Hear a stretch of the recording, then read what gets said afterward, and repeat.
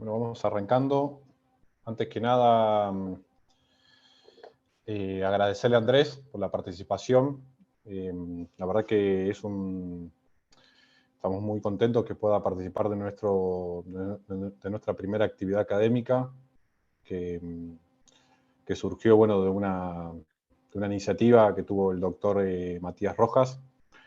Un poco lo que hicimos fue, desde Abogados Unidos, crear una comisión para lo que es la capacitación, y también tener un núcleo de colegas, bueno, y estudiantes también de Derecho que quieran tener formación y información sobre Derecho Informático e Inteligencia Artificial. Yo creo que este es un desafío que tenemos nosotros como abogados y abogadas, de ponernos en conocimiento y también tener información de cómo va a impactar la tecnología en lo que es el sistema jurídico, en todos sus aspectos. Entonces, desde Abogados Unidos vimos esta necesidad, y en base a muchas solicitudes de muchos abogados que les interesa el tema, lanzamos esta comisión para ir generando el año que viene, bueno, y ahora, capacitaciones respecto a esta temática. A mí justo me quería parar y comentarles algo que me pasó trabajando como abogado de una empresa en pandemia.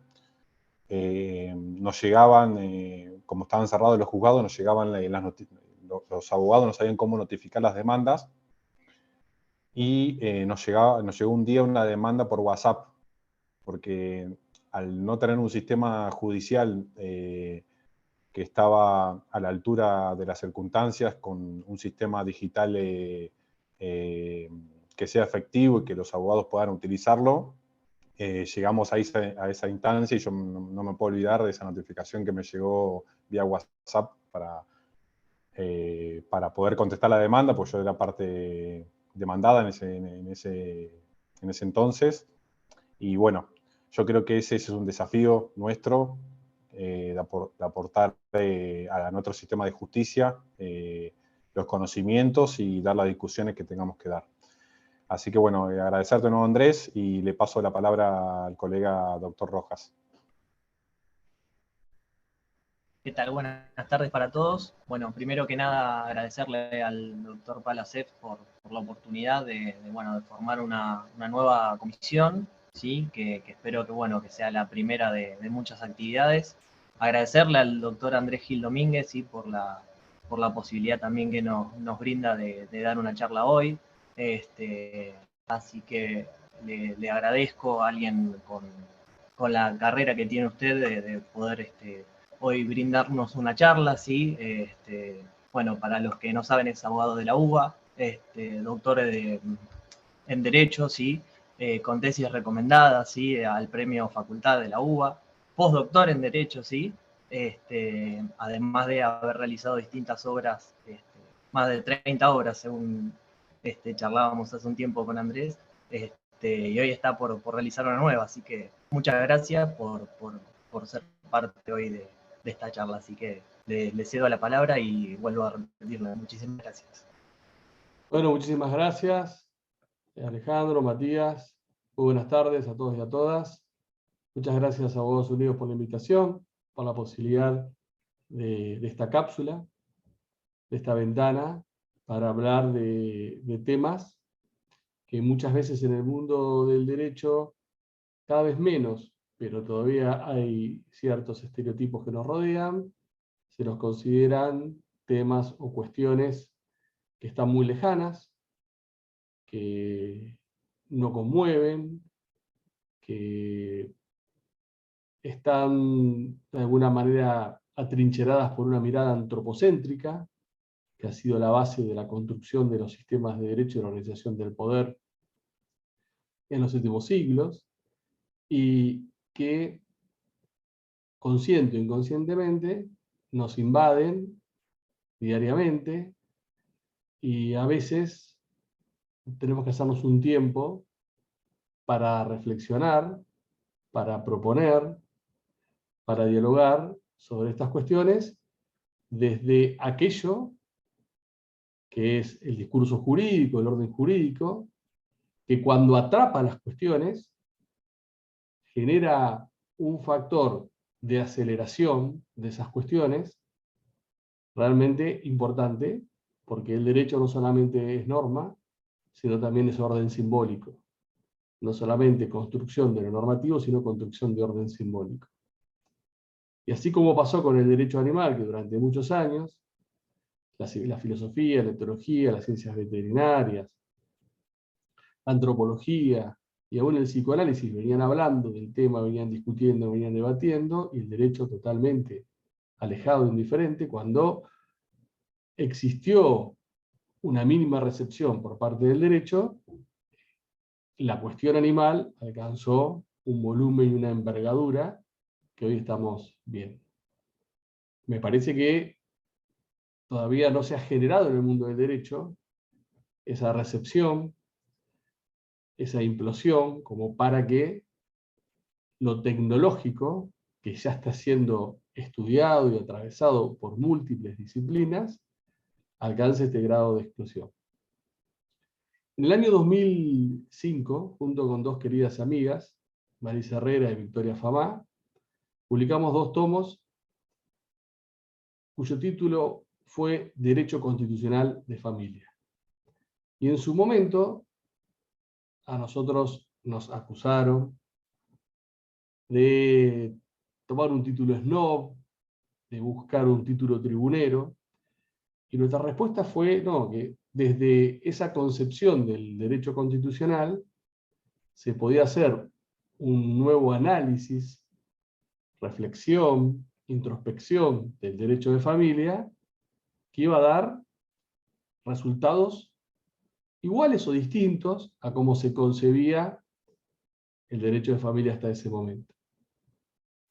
El resultado de esa obra fue que después hubo una reforma del Código Civil y Comercial, que en la adherente del derecho de familia tomó varias de esas cuestiones y varios de esos debates que se generaron.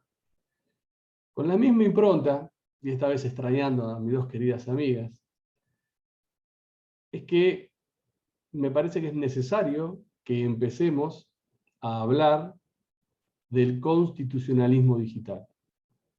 No como una cuestión de snob, no como una cuestión tribunera, no como un eslogan, sino como una idea, un pensamiento, una corriente, que empiece a analizar, a dialogar y a proyectar desde el derecho constitucional que conocemos o que tengamos que construir, los efectos que produce hoy la 4ª revolución industrial y sus enseres o resultados tecnológicos, o algunos, o los más importantes de los mismos. Por eso, la idea de esta charla de plantear el constitucionalismo digital del siglo XXI, o en el siglo XXI. Para eso voy a compartir un esquema de exposición a través de un simple PowerPoint que nos permita ir desarrollando las cuestiones para mí fundamentales de lo que yo llamo el constitucionalismo digital, y al culminar la charla que podamos tener preguntas, intercambios o reflexiones que podamos hacer entre todos. La primera cuestión para plantearse es: ¿qué es el constitucionalismo digital? Es una perspectiva de teoría general, no refiriéndonos a ningún ordenamiento en particular, sino de una concepción abstracta. En primer lugar, la idea del constitucionalismo digital es de construir, repensar, elaborar el derecho constitucional y convencional, aquel que proviene de los instrumentos internacionales sobre derechos humanos, a la luz del desarrollo científico y tecnológico emergente de la 4ª revolución industrial. Que la 4ª revolución industrial sea el disparador que nos haga poner en crisis todo lo que hasta ahora se considera el edificio solidificado, el derecho constitucional y el derecho convencional. Y especialmente poner en crisis la idea consciente o inconsciente del antropocentrismo como la única estructura de sostén de todo el funcionamiento del sistema jurídico constitucional y de todo el funcionamiento del sistema jurídico del derecho de los derechos humanos. Para bien o para mal, consciente o inconscientemente, siempre ha existido una indiferencia, una letanía entre el derecho en general y el derecho constitucional y la tecnología. Por eso, lo que propone el derecho y constitucionalismo digital es aplicar un nuevo canon a las relaciones entre derecho y tecnología, utilizando un viejo apotegma que decía que uno podía generar nuevos contenidos basados en viejos derechos. O como ha dicho muchas veces la Corte Interamericana de Derechos Humanos, que los tratados sobre derechos humanos son instrumentos vivos que intentan reflejar la evolución y el desarrollo de las sociedades.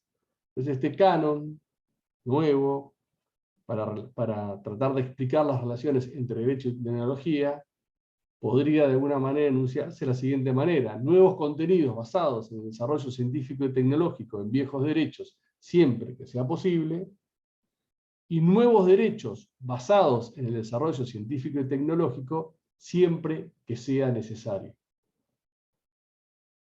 Viejos derechos con nuevos contenidos, nuevos derechos con nuevos contenidos, siempre apuntando como norte al desarrollo científico y tecnológico.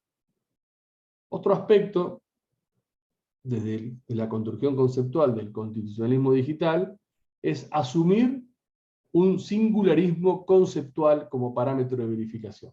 Ustedes saben que la singularidad y la singularidad tecnológica es un concepto elaborado primero por Bernard Vinge y después de alguna manera actualizado, reforzado por Ray Kurzweil, que donde plantea que en algún momento en esta evolución tecnológica la singularidad tecnológica va a implicar que la fusión de lo humano con lo tecnológico va a generar que el Homo sapiens desaparezca y aparezca en escena un nuevo Homo, que algunos lo han llamado el Homo Deus, el Homo robótico. Pero dentro de la magistral obra de Kurzweil, que es La singularidad está cerca, en los primeros capítulos desarrolla una idea de un singularismo conceptual, que no es un dogma, que no es una religión, que no es algo totémico, sino que implica una postura permanente de apertura y resignificación de aquello que nos rodea, de la ontología humana, a partir de los aportes que la cuarta revolución industrial de tecnología está desarrollando con un factor de aceleración muy importante. Entonces, ser un singularista en el ámbito del constitucionalismo digital no es creer que la tecnología todo lo puede, todo lo sabe, y que nos ofrece una suerte de paraíso terrenal inmediato.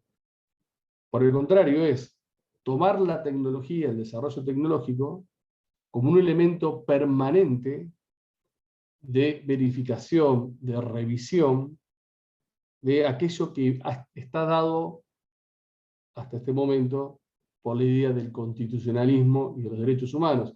A mí me gusta hablar, cuando hablo del derecho constitucional y del derecho convencional, del derecho constitucional. Y el otro elemento, el otro desafío es desafiar al discurso jurídico que deje de hacer preguntas retóricas y comience a elaborar propuestas teóricas y prácticas concretas. Si uno hace un repaso por la bibliografía, ya sea de artículos o de muchísimos libros, que nos inundan en estos días sobre la temática, sobre varias de las temáticas del desarrollo tecnológico, especialmente las que las abordan desde el derecho, están llenos de preguntas retóricas. cómo la tecnología va a ser, cómo la tecnología puede afectar un concepto determinado de derechos o ciertos derechos, cómo la tecnología va a generar desigualdades, cómo la tecnología no va a proteger el sistema de derechos o ciertos derechos como están protegidos hasta este momento. Preguntas retóricas que me parece enmascaran una cierta postura conservadora frente a la tecnología. Cuando en realidad la tecnología no se va a detener ante las dudas del derecho. Entonces, me parece que ese es un desafío de dejar las preguntas que encubren siempre un cierto temor o sospecha de maleficencia por parte del desarrollo científico y tecnológico, y empezar a elaborar propuestas teóricas y prácticas concretas en relación a ciertas cuestiones que vamos a ver más adelante, como por ejemplo el concepto de persona, en relación a cuál va a ser el grado de reconocimiento de un eventual desarrollo de la inteligencia artificial, de cómo van a ser las relaciones entre ciertas inteligencias artificiales y los Homo sapiens, que ya se está generando. De cuál va a ser el concepto de democracia, cómo podemos mejorar el concepto de democracia, la democracia deliberativa, la conversación entre iguales, si estos conceptos se desarrollan sobre la base de una tecnología como la tecnología blockchain. De si iremos hacia la construcción o no de una constitución en lenguaje criptográfico, o ciertas cuestiones constitucionales en un lenguaje criptográfico. Más propuestas, más prácticas, menos interrogantes retóricos defensivos sobre esta cuestión. La base o el punto de partida del constitucionalismo digital es asumir que estamos inmersos en la cuarta revolución industrial, que es la era, la etapa, el periodo de la convergencia tecnológica, como nunca lo hemos visto en la historia de la humanidad. Y que de alguna manera está reflejada por esta fórmula de NBCI, Nano Bio Cogno Info. Son todas estas tecnologías que convergen en este momento. Nano Bio Cogno Info. Otro de los elementos de la cuarta revolución industrial es el factor de aceleración o multiplicación que está presente. Esto es, el número de veces que una tecnología es capaz de mejorar la función objetivo que le fue asignada. Por ejemplo, los automóviles permitieron en su momento pasar de nuestra velocidad de andar de 6 kilómetros a 90 kilómetros. El factor de multiplicación fue en 15. 15 por 6, 90. El factor de multiplicación de la revolución industrial es de 1.000.000. Y se desarrolló en 70 años, nada más. El factor de multiplicación de la agricultura fue de 100 y el de la revolución industrial fue de 1000. Cual genera en términos comparativos una diferencia enorme. La revolución industrial duró 100 años, transcurriendo a través de 4 generaciones. Esto que posibilitó que las distintas generaciones sucesivas fueran cambiando su formación para adaptarse a los distintos desafíos. La cuarta revolución se desarrollará quizás en una sola generación, o en una sola generación que abarca varias generaciones, desde los baby boomers hasta los que están naciendo entre los años 2010-2015 en adelante. Y ahí los X, los millennials, los centennials. Una misma generación impactando en distintas subgeneraciones con distintas formas de ver la vida y distintas características, pero con el mismo impacto. La cuarta revolución industrial se basa en la incorporación de tecnologías que fusionan, como nunca se vio, los mundos físicos, digital y biológicos, en nuestras vidas cotidianas y sistemas productivos. y tienen tres características que la diferencian de las revoluciones anteriores: alcance masivo, crecimiento exponencial y un potencial democratizador. Para que veamos un poco en algunas cifras, hay muchísimos ejemplos de cifras, pero para que veamos en algunas cifras cómo está funcionando este factor de multiplicación, en 2022 el 62,5% de la población mundial está conectada a Internet. Esto es, 4.950 millones conectadas, unas 7 horas diarias de promedio. En 2020 lo hacía solo el 6% de la población mundial. En 2022, casi la mitad de los habitantes del planeta tienen un smartphone, con todo lo que significa hoy un smartphone como un exacerebro que nos permite a nosotros desarrollar nuestra vida en un plano digital. Esto eran 3.800.000 personas, mientras que 3.800 millones de personas, mientras que en 2015 eran apenas 1.800 millones, esto es menos de la mitad. Este es el factor exponencial de crecimiento de la convergencia tecnológica en varias áreas, en varias disciplinas, en varios aspectos que ofrece la cuarta revolución industrial. Y como tal, la cuarta revolución industrial genera lo que yo llamo los enseres tecnológicos o los emergentes tecnológicos de la cuarta revolución industrial, que son aquellos que deben ser tomados en cuenta por el constitucionalismo digital a la hora de generar este espacio de deconstrucción, de reflexión, de reelaboración, de análisis de aquello que está y de aquello que va a venir. ¿Cuáles son estos enseres tecnológicos de la cuarta revolución industrial? Y desde mi punto de vista, son enseres tecnológicos que tienen una suerte de aparición sucesiva, si bien con algunos planos o capas de intersección, pero una aparición sucesiva, y son los siguientes. Primero, la digitalidad. Segundo, el Big Data, Big Data. Tercero, la inteligencia artificial. Cuarto, el blockchain. Quinto, la tokenización. Y por último, el metaverso. Algunos con mayor grado de desarrollo, otros con menor grado de desarrollo. Algunos ya inoculados en la piel del Homo sapiens y generando ya cuestionamientos de si estamos hablando del mismo Homo sapiens o de una humanidad aumentada.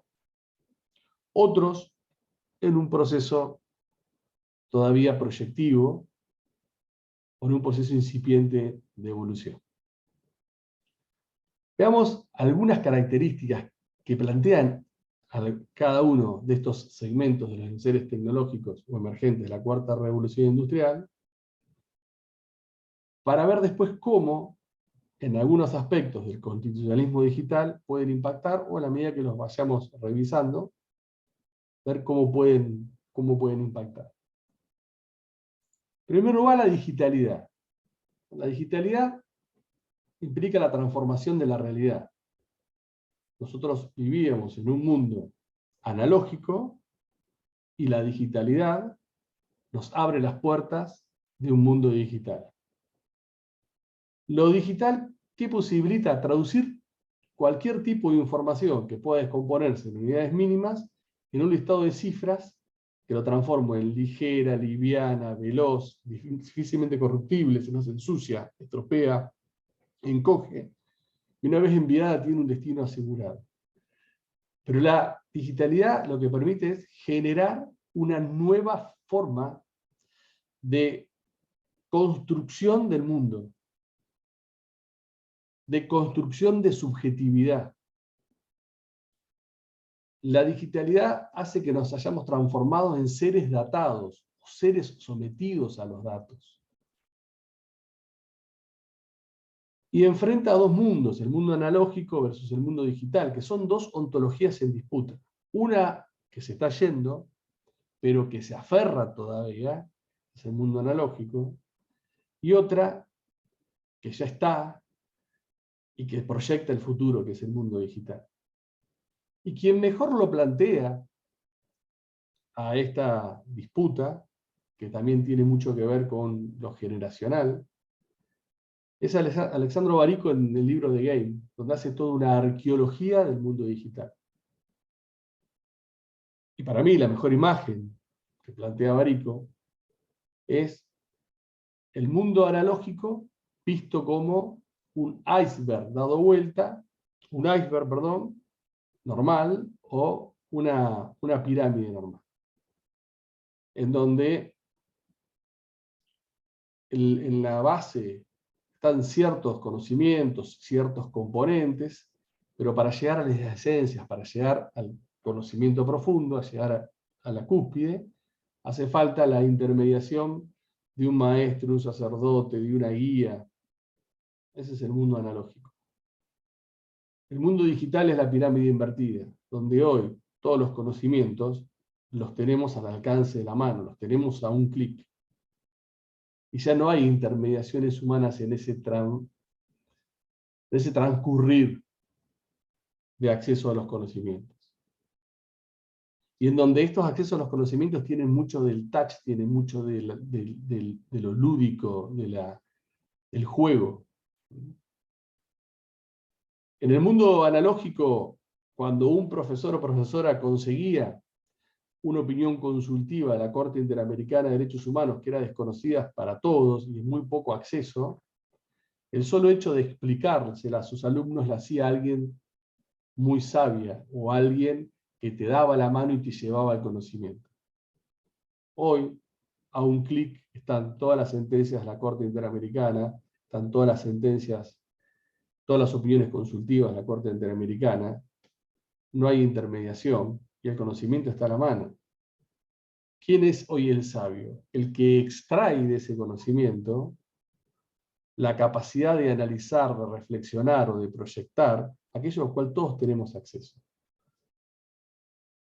Por eso la digitalidad ha cambiado nuestra forma de construir subjetividad.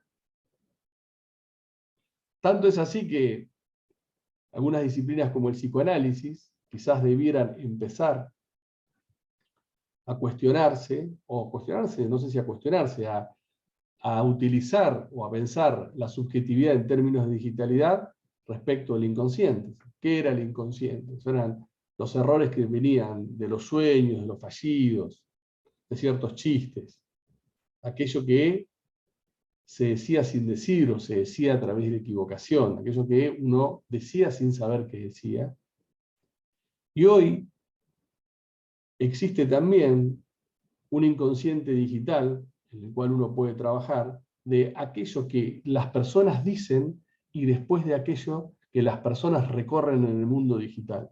Y muchas veces, como sucedía entre lo que decíamos y lo que soñábamos, que era distinto, o entre lo que decíamos y nuestros fallidos, que eran distintos, también la digitalidad nos muestra que en muchos casos las personas dicen algo contrario a lo que después transitan, viajan o habitan en el mundo digital. La digitalidad nos ha reconfigurado en su totalidad. Y el COVID-19 ha sido un factor de aceleración de esta nueva forma de construir la existencia. La digitalidad ha posibilitado la generación de una inmensa cantidad de información como nunca había sucedido tampoco en la historia de la humanidad. El 70-80% de la información de toda la historia de la humanidad se ha generado en los últimos años. ¿Qué es el Big Data? Todos los datos producidos por la interacción con dispositivos interconectados. Y la cantidad de datos que estamos generando desafía cualquier concepto de inmensidad que hayamos conocido. Empezamos con la K para referirnos a los miles de bytes. Y hoy estamos en el EA. Fíjense en la inmensidad de ceros. A diferencia de lo que puede suceder con una encuesta sistémica, o como se colectaban los datos antes de manera relacional, los datos del Big Data son anárquicos, espontáneos. No se generan por ningún objetivo, ninguna encuesta, ningún estudio. Se generan permanentemente por nuestra habitabilidad de la digitalidad. El Big Data se sustenta sobre 5 pilares que hacen, que es volumen, velocidad, variedad, veracidad y valor, que hacen que hoy se la considere el oro azul o el nuevo petróleo de nuestra era. Y es importante saber que los datos reflejan planes de vida humanos. Porque cuando veamos otros de los emergentes que nos propone la cuarta revolución industrial, siempre tenemos que tener en cuenta que el Big Data es el Big Data de los humanos y refleja lo que los humanos somos. No es que después o posteriormente las máquinas van a trabajar sobre datos que las máquinas crean y van a generar resultados que las máquinas creen, sino que, en principio, las máquinas van a trabajar sobre el Big Data humano, sobre aquello que refleja un conjunto diverso, plural, de vidas humanas. El resultado o la consecuencia del Big Data es la aparición de la inteligencia artificial. Semejante cantidad de volumen de datos y de información es imposible de poder procesar por el cerebro humano. La necesidad de darle eficacia, efectividad a esa cantidad inmensa de información hace que aparezca la inteligencia artificial. Muchísimas definiciones sobre inteligencia artificial. El elemento común, la capacidad de procesar información para resolver problemas en función de alcanzar objetivos.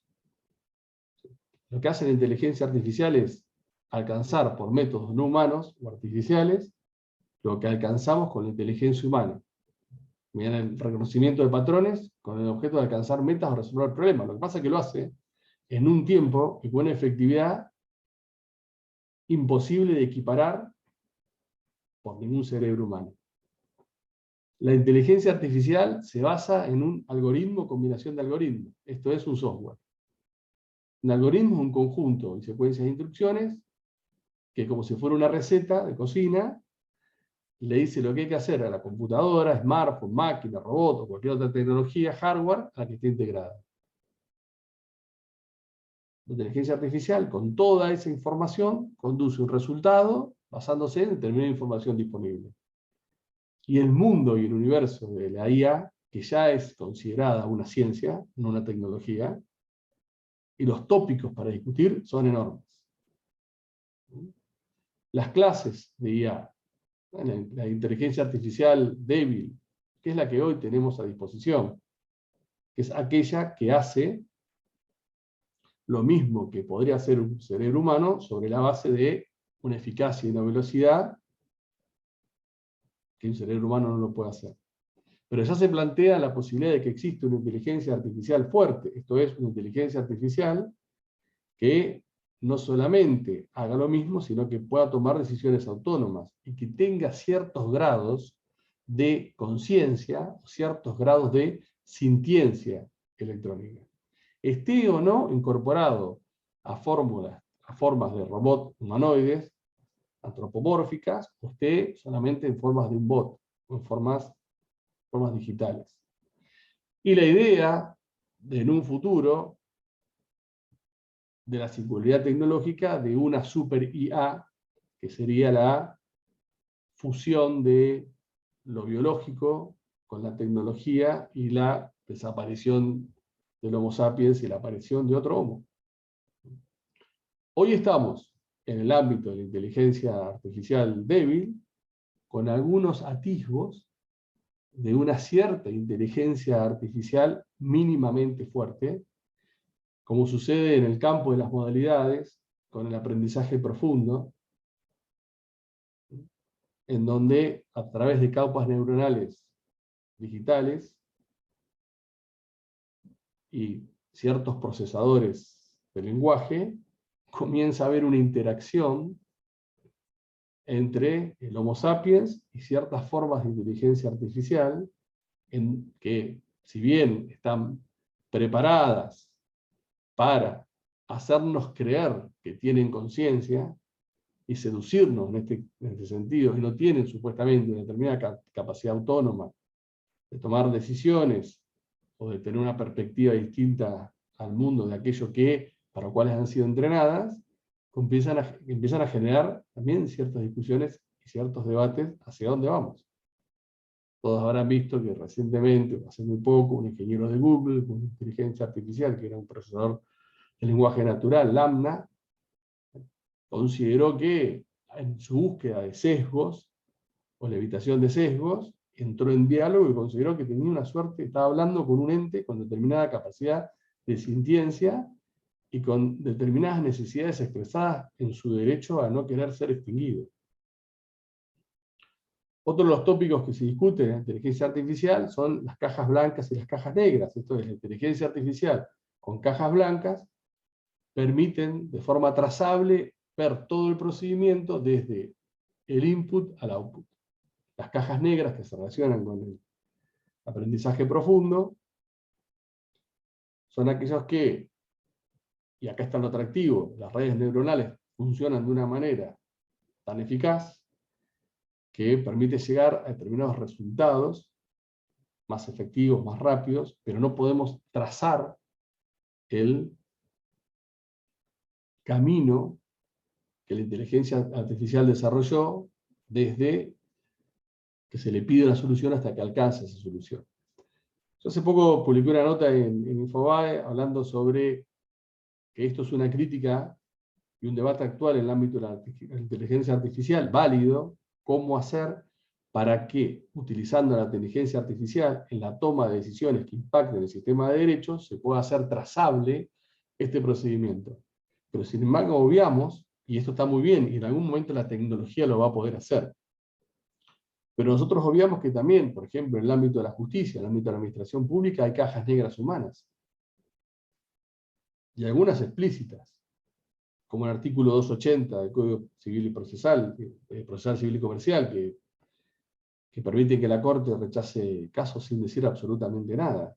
Y sin embargo, esto no es pasible de revisión, de discusión ética. Otro de los puntos que se debaten en el ámbito de la inteligencia artificial son los sesgos. Los sesgos desde el punto de vista negativo. Los sesgos como el resultado que puede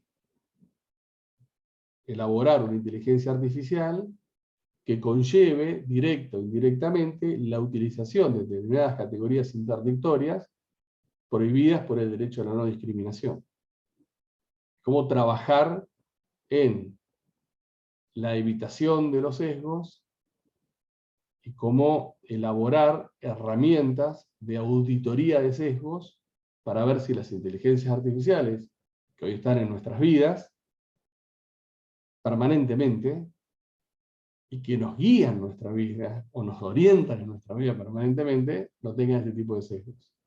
Y por último, una discusión muy interesante que se da en el campo de la inteligencia artificial es la ética humana y la inteligencia artificial. Algunos autores como Eric Sadin son muy críticos, porque dicen que la inteligencia artificial, en la misma línea que habló en su momento Fukuyama, por ejemplo, que la inteligencia artificial lo que está haciendo es llamándonos no a una singularidad tecnológica, sino ya en el hoy una singularidad ontológica, porque nos está quitando la capacidad humana de equivocarnos, de errar, de no saber qué camino tomar. Y estamos poco a poco delegando en la inteligencia artificial razones fundamentales de nuestra humanidad, como por ejemplo podría ser dónde quiero ir, cómo quiero volver, cuáles son mis gustos para ver una película, cuáles son mis gustos para vestirse. Entonces también hay una gran discusión en el campo de la inteligencia artificial entre la ética antropocéntrica, la ética humana, y hasta dónde la inteligencia artificial puede llegar o no. Y para mí es un tema muy interesante de la perspectiva jurídica, pero la perspectiva tecnológica, es de difícil limitación.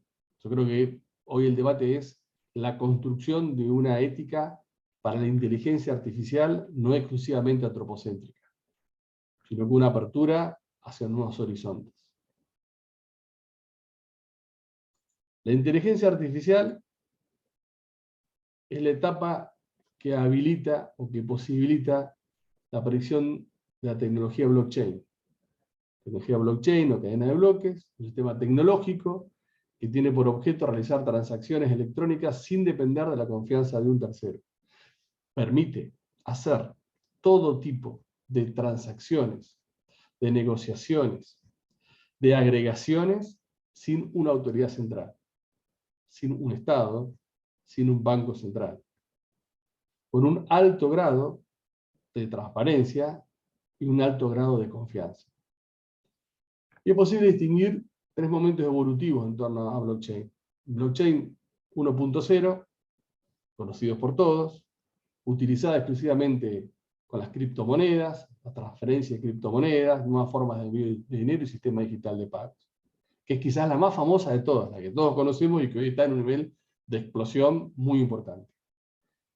La blockchain 2.0, donde es utilizada como una suerte de contrato que puede ser utilizada en relación a varios objetos. Por ejemplo, a través de la tipología de los contratos inteligentes, o smart contracts, que son contratos configurados a través de algoritmos que, dadas ciertas condiciones, se ejecutan automáticamente las consecuencias contractuales del mismo. Y por último, la blockchain 3.0, donde se exporta sus bondades y posibilidades a otros sectores que no se encuentran tan vinculados a los servicios financieros, como gobierno, democracia, cultura, arte, salud, ciencia, literatura, podríamos decir derecho constitucional, ¿no? Entre la blockchain 2.0 y la blockchain 3.0 es que aparece la idea de la tokenización. La tecnología blockchain, como vimos, lo que permite es un registro de transacciones sobre activos económicos que tiene una representación digital. Entonces, ¿qué permite la tokenización? Que bienes y derechos físicos o nativamente digitales puedan negociarse en el ámbito digital a través de adquirir una forma de representación, que es un token. Y la transformación de lo físico o lo digital en un activo digital, ese proceso se llama la tokenización. ¿Y qué es un token? Entonces, es la cantidad específica de recursos digitales que alguien controla y puede reasignar el control de dicho recurso a otra persona gracias a la transferencia de valor. Los tokens entonces son representación digital protegida criptográficamente, de bienes físicos o de bienes digitales.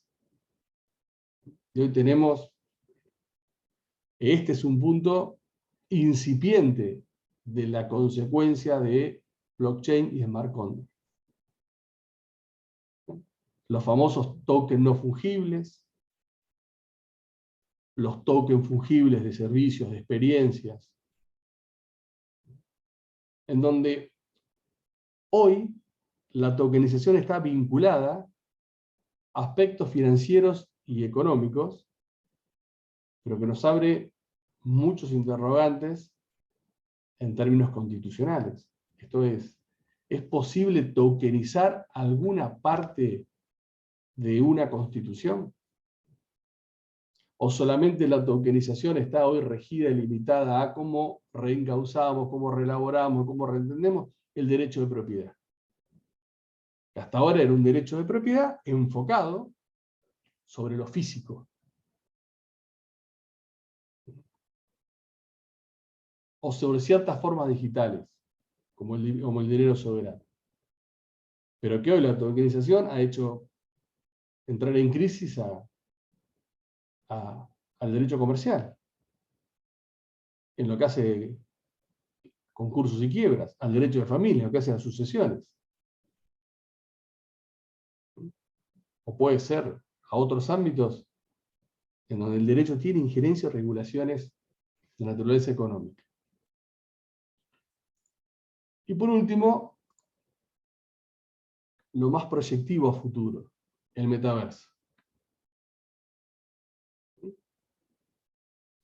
El metaverso hoy se erige como un auténtico agregador de aplicaciones y tecnologías exponenciales capaz de generar universos virtuales, entornos virtuales, con infinitas posibilidades, que van a cambiarlo todo, desde la manera que nos relacionamos, hasta la manera en que trabajamos, nos educamos, nos entretenemos. Un metaverso que puede tener una inversión al 100%, a través de determinada tecnología, hoy alguna existente, como los Oculus, como los anteojos, a futuro los guantes ápticos o los trajes ápticos, que nos va a dar una sensación de inversión total.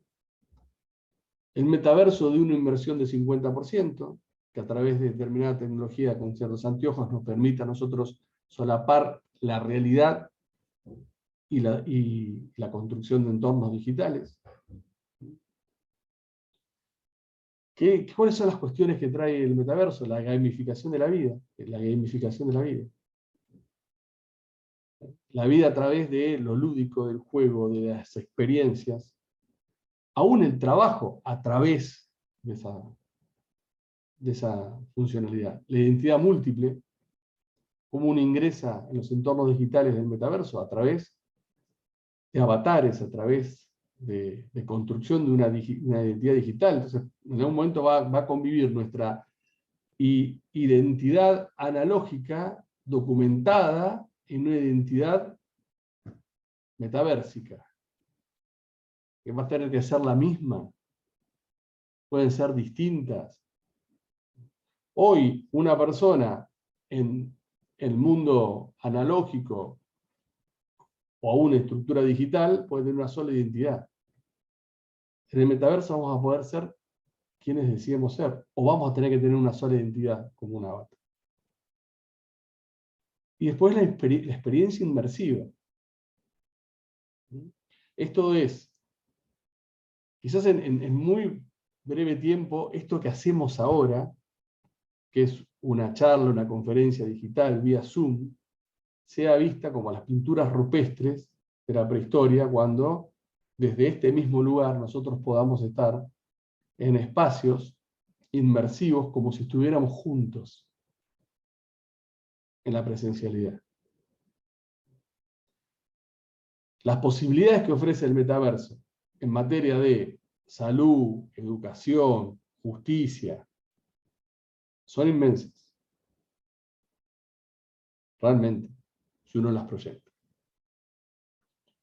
Entonces, ¿cuáles son, a la luz de estos enseres de la cuarta revolución industrial, los desafíos emergentes del derecho constitucional digital para dejarnos hacer preguntas y empecemos a tratar de visualizar ciertas cuestiones? Primero, la constitución criptográfica, que es el lenguaje sobre el cual está configurado blockchain. Pensar qué aspectos de una constitución podrían tener una construcción criptográfica. Por ejemplo, pensar si ciertas políticas públicas no podrían estar sometidas a un contrato inteligente, conforme a la cual, si se plebiscitan en el término de democracia ciertas cuestiones, ciertas opciones, y cierta opción vence, la ejecución de la política pública es inmediata.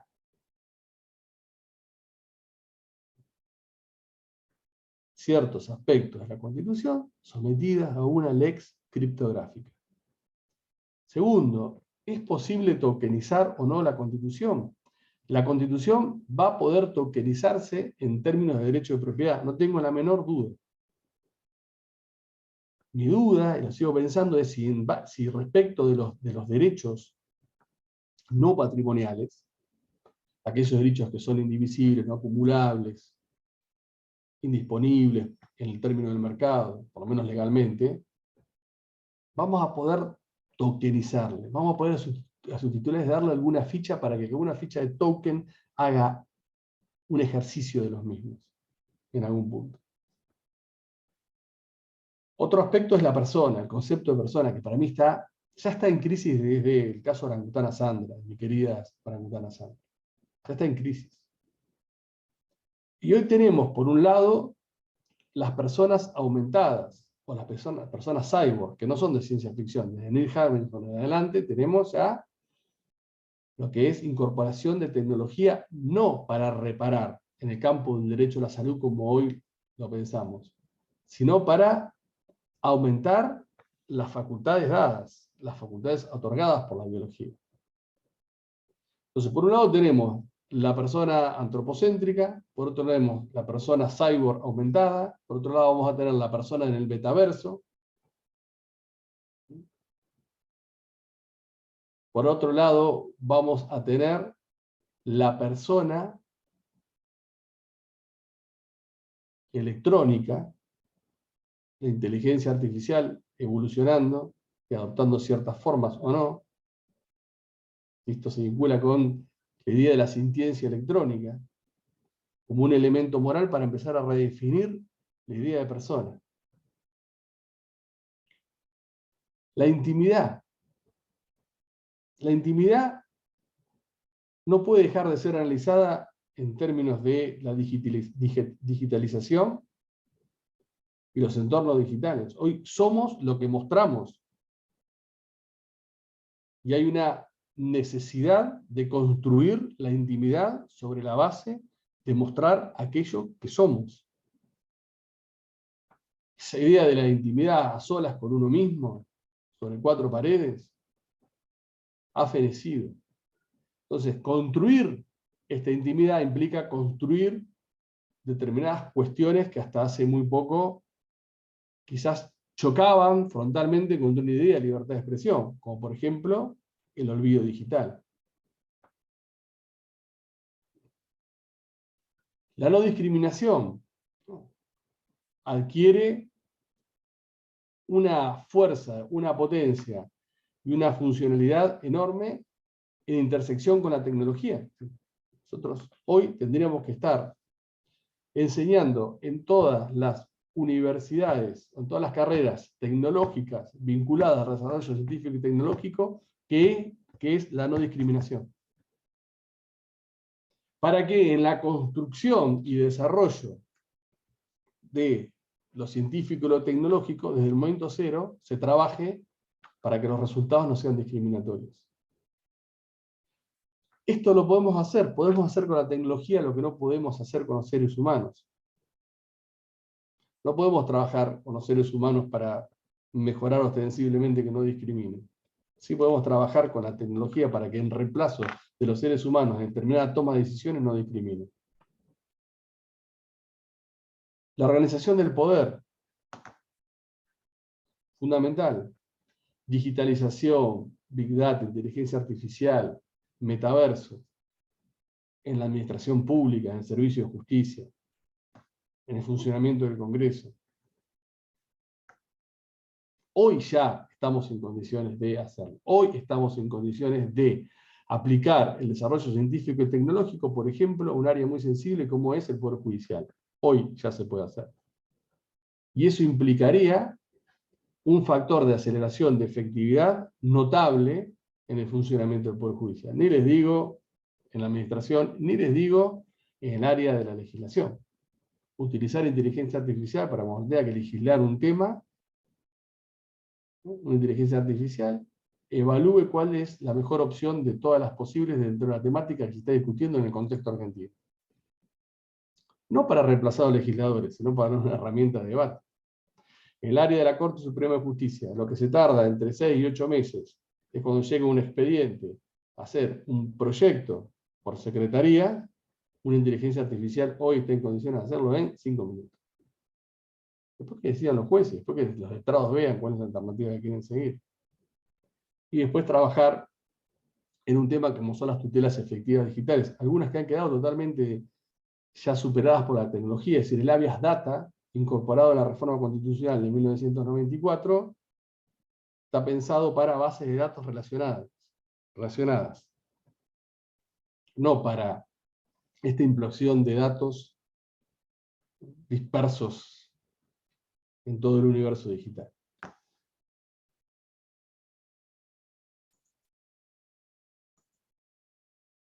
¿Cómo, para cerrar, canalizar este vínculo entre el constitucionalismo digital, los enseres de la cuarta revolución industrial, desde una perspectiva más dogmática, más argentina, más propia. Primero, plantear que el derecho al desarrollo científico y tecnológico es una norma de cierre del sistema constitucional y convencional. Es el derecho de los derechos, quizás junto con el derecho a la no discriminación, pero es el derecho que permite ejercer todos los derechos.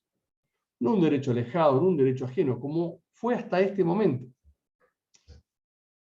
Si uno toma la Constitución Argentina, artículo 75, inciso 19, 1994, incorporado como potestad del Congreso argentino, ¿no?, promover leyes que propendan al desarrollo científico y tecnológico y sus beneficios.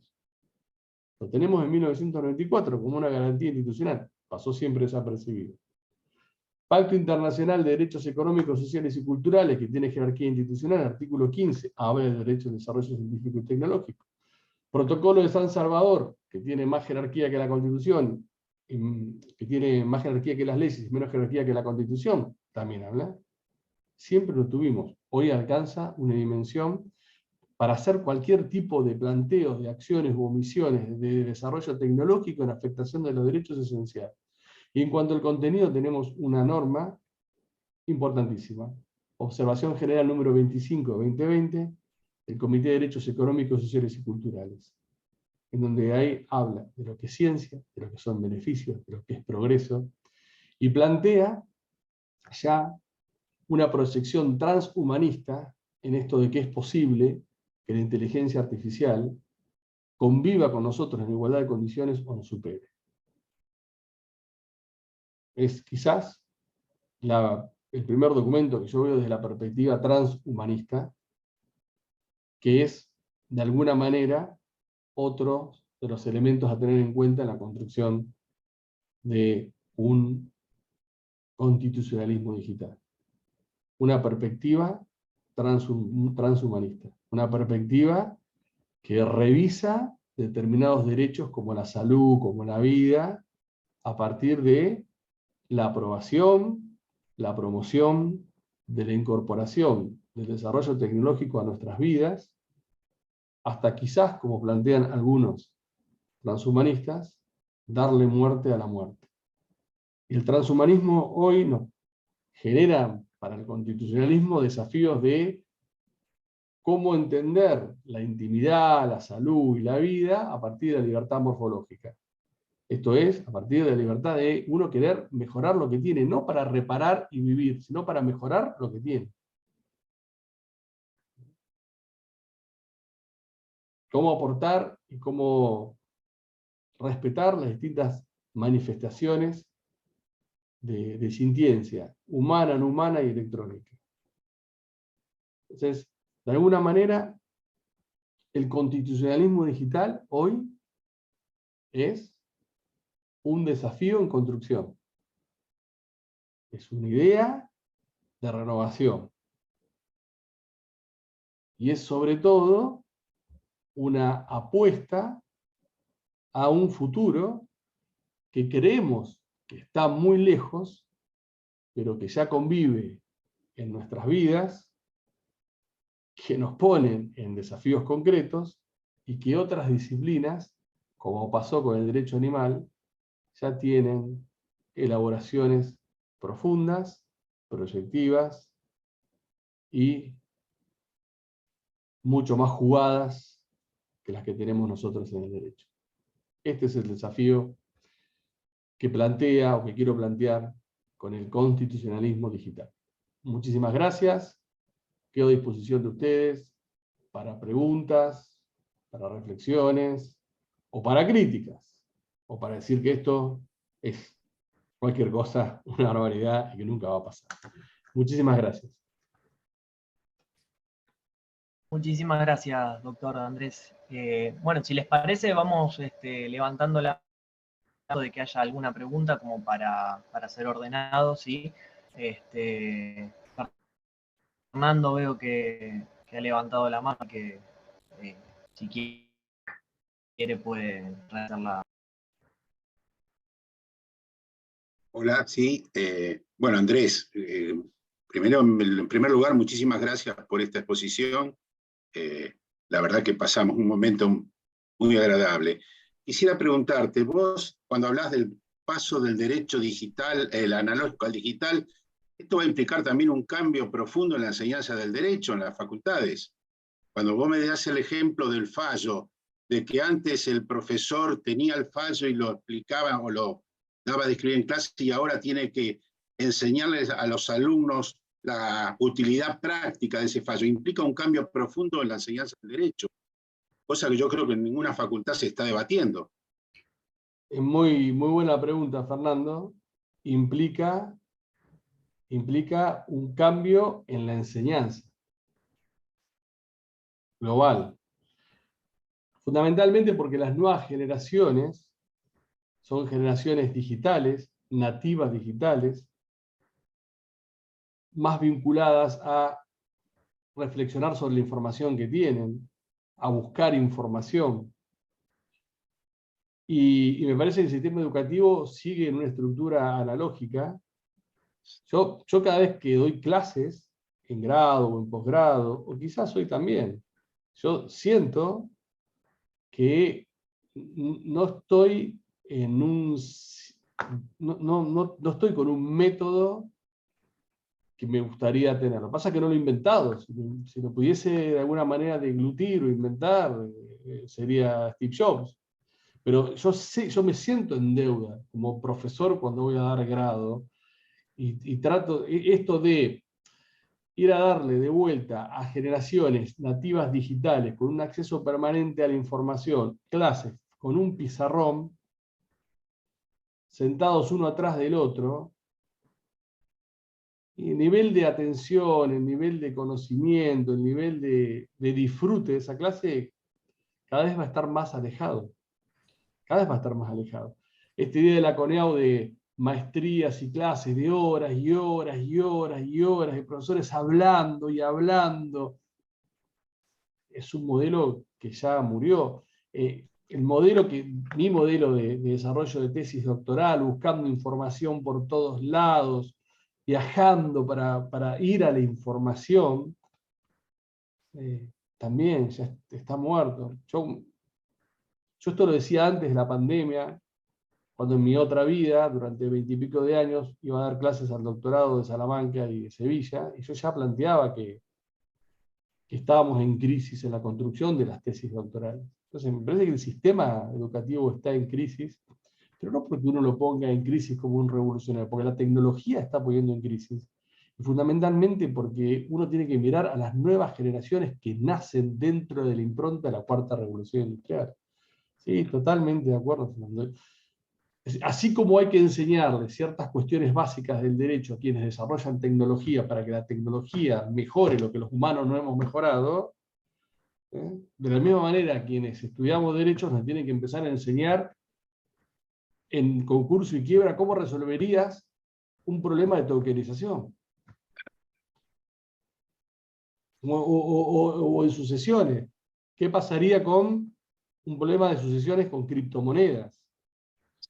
O en filosofía, ¿cuál es la idea de persona cuando estemos todos inmersos en la posibilidad de un metaverso? Entonces, es eso el desafío del constitucionalismo digital. Como en su momento con las chicas planteamos el derecho constitucional de familia y dijimos ciertas cuestiones sobre la concepción del matrimonio de esa época a la luz del derecho constitucional y convencional, que empezaba a crujir. Bueno, es eso. Eso es el desafío de un derecho constitucional digital. Muy bien, gracias. No, gracias a vos. Bien, les cedo la palabra a Anaí, que quería realizar también una... ¿Qué tal? Buenas tardes a todos. Bueno, dos cosas. Por un lado, digamos, en lo personal, yo estoy haciendo mi tesis sobre nuevas tecnologías y procesos jurisdiccionales. Hace varios años que estoy estudiando. La verdad que medio como usted dice, me he sentido por ahí medio sola porque la mentalidad va cambiando. Desde la visión del proceso, obviamente, como bien recién explicó, la forma de enseñar por ahí yo tengo la sensación de que estoy diciendo cosas que no les van a servir, que van a salir a la calle los alumnos y lo que yo les dije que era nada. Y eso por un lado. Y lo segundo, doctor, lo he escuchado un montón de autores hablar, he leído un montón, pero la claridad que usted tiene lo felicito. Porque realmente en una hora prácticamente usted ha hecho un panorama tan claro de todo que realmente lo felicito. Quería decirle eso, yo ya lo había escuchado en otra charla en mayo, ya escucho tantas que por ahí no me acuerdo dónde, pero realmente es tan contundente, tan importante lo que dice, y todo tan bien armado, con las palabras justas, que no tengo más que felicitarlo. Eso quería decirme. Bueno, muchísimas gracias, un gran abrazo. Muchísimas gracias. Yo estoy terminando un libro que se llama El constitucionalismo digital o Mundo Digital, pero me cuesta horrores escribirlo. Yo escribo muy rápido, escribo para muchos lados, escribo artículos de doctrina, artículos para los diarios, los escribo muy rápido. Este libro me está costando, hace un año, pero me está costando horrores escribirlo. Muchísimo escribirlo. Y lo escribo, y hay cosas, nunca me ha pasado esto, y hay capítulos que los reescribo y veo, y van apareciendo tantas cuestiones que bueno, espero poder terminarlo para el año que viene y que salga lo que salga. Que salga lo que salga. Yo nunca he retenido mucho tiempo los libros, pero es un desafío muy grande, estoy lleno de inquietudes, a veces muchas dudas o muchas construcciones que me cuestan después traducirlas a algo concreto. Capaz que de leer 5 o 6 libros para poder escribir 2 páginas. Bueno, pero bueno, espero para el año que viene poder, y estas charlas a mí me sirven un montón, me sirven para ir cotejando, para ir chequeando, y ir analizando con personas como ustedes reflexivamente estos temas. Lo entiendo porque a mí me ha pasado con la tesis, porque cuando yo empecé de cero. Pero lo bueno de lo que lo he escuchado es que realmente es como que hace un paneo de toda una visión panorámica. Y la verdad que yo que ando husmeando siempre por todos estos temas, no he leído otro autor que trate así con esta proyección que usted está haciendo. A lo mejor, no sé, yo en la librería, yo ya en una de las librerías que compro me llaman para avisar, me salió tal cosa, porque ya les he dicho, ustedes avísenme, porque constantemente salen cosas nuevas. Pero desde la perspectiva constitucional no he leído ni he escuchado a otro autor que esté tratando, por lo menos acá en Argentina, de esta forma. Es más, en la Academia Nacional de Derecho, a principio de año, antes del Congreso, hablaban de personas. Yo decía, pero ¿cómo puede ser que esta gente esté hablando de la inteligencia artificial de la persona ahora en el 2022, cuando esto ya viene de arrastre? Es como que cuesta ir incorporándolo a la gente más grande. No, pero aunque cueste, nosotros estamos inmersos en la vida de la inteligencia artificial.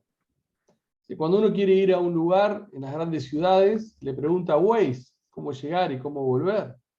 Cuando uno está en un momento de ocio, le pregunta a las plataformas, o las plataformas, según lo que uno ha visto, le dice, bueno, podés ver esto, podés ver lo otro. En el ámbito de la salud cada vez se utiliza más inteligencia artificial para hacer diagnósticos de anticipación. Sí. Cada vez se utiliza más inteligencia artificial para hacer consultas de atención primaria. ¿Cuánto mejoraríamos si pudiésemos afinar la tecnología en el ámbito de la educación y de la justicia? Y a veces no es costoso.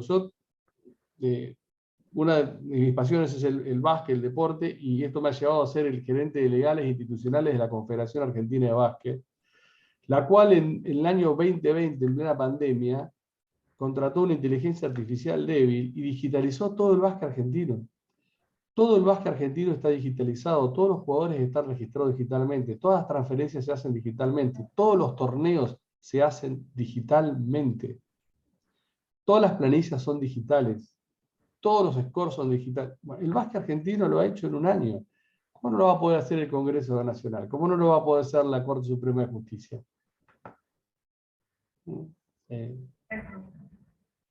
Es realmente, bueno, es un desafío.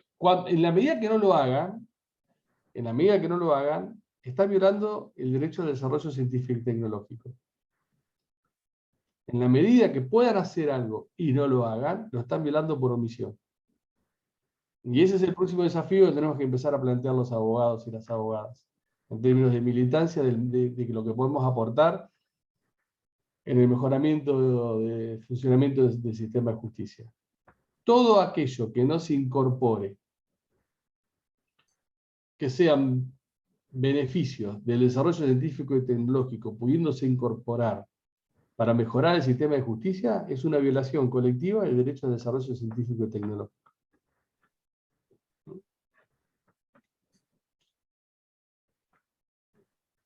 ¿Hay alguna otra pregunta? ¿Alguna otra duda? Estoy revisando el chat, pero si hay alguna pregunta.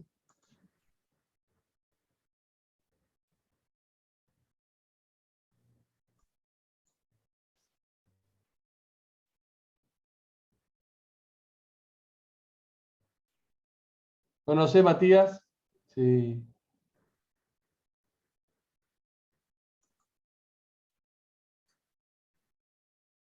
Por ahí. O Alejandro.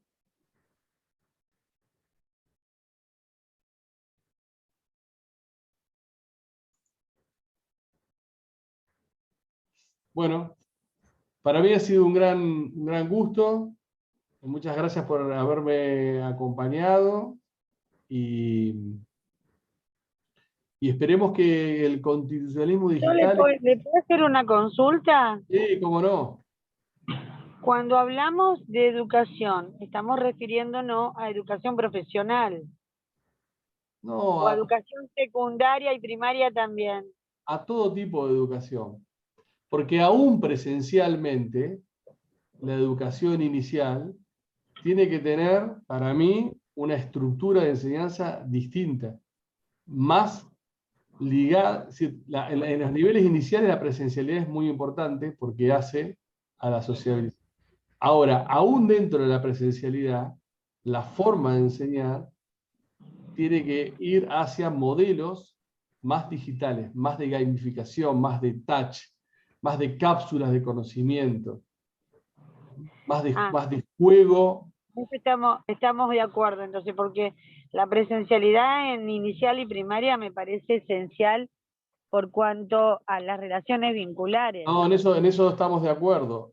Y es más, lo mismo que el secundario, el problema es la relación vincular de la construcción del sujeto. Totalmente. Ahora, también las personas cada vez más van a ir hacia relaciones sociales híbridas, en donde va a haber intersubjetividad deseada, sobre la base, para mí, sobre la base de digitalidad. Va a haber intersubjetividad deseada. La intersubjetividad va a ser cuando se desee. Nosotros vivíamos en un mundo analógico de intersubjetividad impuesta. Teníamos que trabajar en intersubjetividad.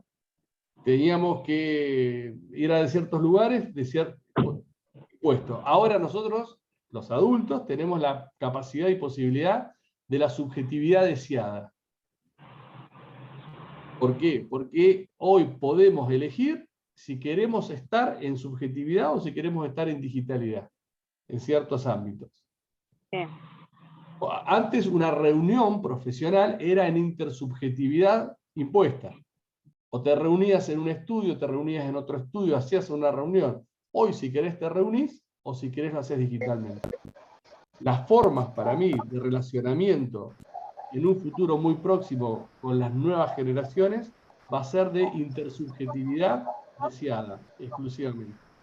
No, de tan próximo no. Ya los nuevos abogados y los jóvenes abogados entienden que todo pasa por el sistema y el tema de alquilar un estudio como hacemos nosotros ya no tiene mucho sentido. Que no tiene ningún sentido ya, Sandra, no tiene ningún sentido porque en lo que hacemos nosotros, la administración de justicia ya es digital, y la entrevista, el relacionamiento puede ser digital. Yo no le veo ninguna diferencia entre una entrevista con un cliente o clienta digitalmente con la tecnología adecuada que presencialmente. No hay ninguna, para mí no hay ninguna diferencia. Ahora, lo que me preocupa, lo que a mí me preocupa seriamente, si bien es mucho más cómodo un juicio oral por Zoom que tener que ir hasta el tribunal oral, ¿sí? El tema es la garantía de poder controlar determinadas cuestiones que derivan en los chats privados. Porque dentro del sistema, por ejemplo, del Zoom, yo le puedo mandar un mensaje a usted que está declarando en privado y usted lo va a ver nada más. No lo va a ver el juez, no lo va a ver la otra parte.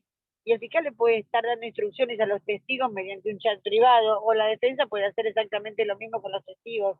Entonces, me pasa esta cuestión de incertidumbre, de duda y de quizás hasta de violación de derechos y garantías Sí, de los justiciables. eso está muy bien.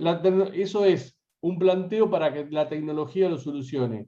¿Cómo hacer tecnología digital para que los testigos declaren como declaraban antes sin ningún tipo de posibilidad de interferencia en ese momento? Porque abogados que preparan, abogados que preparan testigos está lleno y van a seguir preparándolos. Entonces, en ese momento, pero eso es un desafío para la tecnología, no por eso la tecnología hay que descartarla, sino ese es el desafío para que la tecnología mejore y permita esta garantía.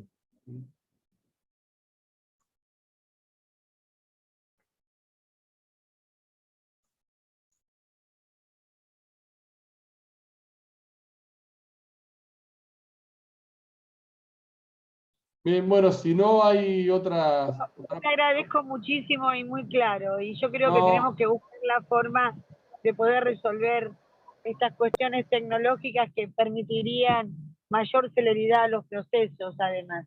Porque podríamos convertir la oralidad tanto en el civil como en el penal, en el laboral, como una herramienta de celeridad procesal y de realmente beneficio para los litigantes. y mirá, Sandra, si hay algo que me estás dando pie, es que cerremos todos los ojos unos minutos o unos segundos y pensemos cuánto hace que esto que estás haciendo vos en este momento, dialogando conmigo, viendo esta charla y yendo en un auto a algún lugar, era posible. No, no era posible. ¿En cuánto esto ha cambiado? Y eso es el factor de aceleración de la cuarta revolución industrial, que la tecnología nos invade y que el derecho se tiene que hacer cargo.